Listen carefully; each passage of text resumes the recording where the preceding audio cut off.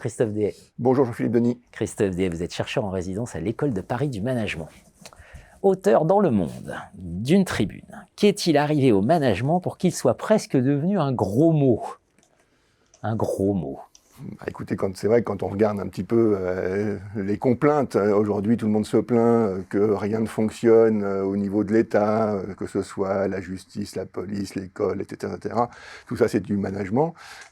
C'était même le New Public Management, hein, l'idée d'appliquer les bonnes recettes du privé au public. Bon, on a l'impression quand même que ça marche pas bien.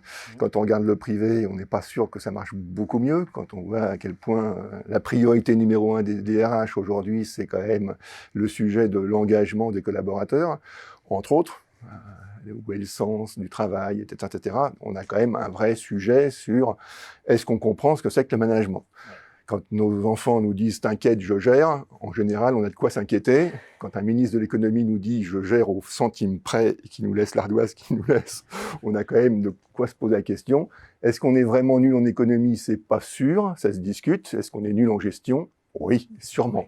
Alors là, vous nous dites, d'abord, il faut commencer à distinguer un peu. Un management, on parle d'un art, on parle d'une industrie, on parle de science. Il faut mettre un peu de clarté dans tout ça. Il y a au moins trois grandes communautés qui sont assez distinctes, qui ne se parlent pas forcément si bien. Effectivement, le management, est-ce que ça s'apprend? Certains disent que non. Effectivement, c'est un art.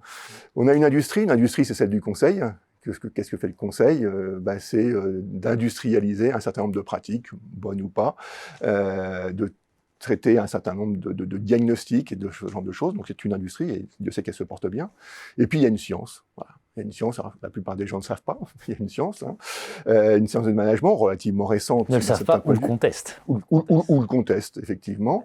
On ne va pas rentrer dans ces sujets-là, mais rien que de dire, voilà, il y a trois polarités dans tous ces gens qui font du management. Ce qui est clair, c'est que le management a littéralement dévoré le monde. Tout est sujet de management, on ne peut pas le nier. Alors justement, dans ces cas-là, c'est toujours ce qui arrive. C'est que comme tout le monde en fait, personne n'en fait, et tout le monde conteste tout le monde. Et ça nous renvoie peut-être à une question qui est effectivement une question pour la communauté, c'est que faisons-nous nous-mêmes pour nous présenter en ordre pas trop dispersé, ce qui est un vrai sujet. Derrière ça, il y a d'autres paradoxes ou d'autres doubles sens.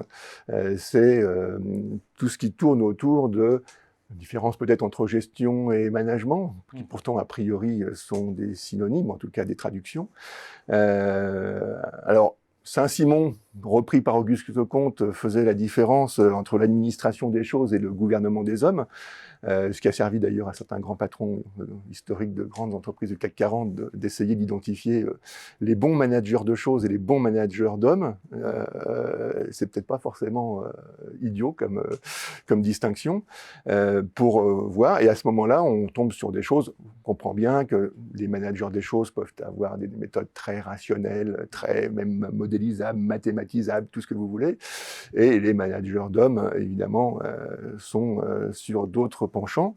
Ce qui nous amène peut-être à la notion de leadership, qui aujourd'hui est complètement galvaudé et fondu avec la notion de management. Des gens qui vous font du leadership disent qu'ils font du management et réciproquement.